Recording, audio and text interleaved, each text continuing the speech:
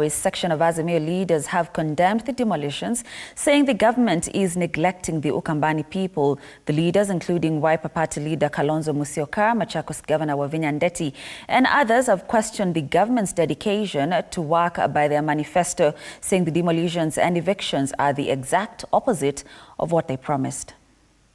You cannot have double standards.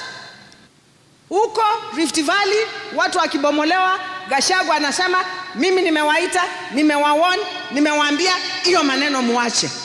Na katika hii kesi yako ndugu Kalonzo, huzisha wote wa Kenya ambao wanashukiwa ama wanatishwa kutolewa kwenye ardhi ya serikali. Nino ndio hii.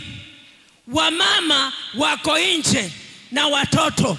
As convene a meeting for purposes of taking a common position on this matter. Wasikia wenyewe wakiongea, Bwana Kioni ameweka sauti yao. These were their words when they were looking for votes.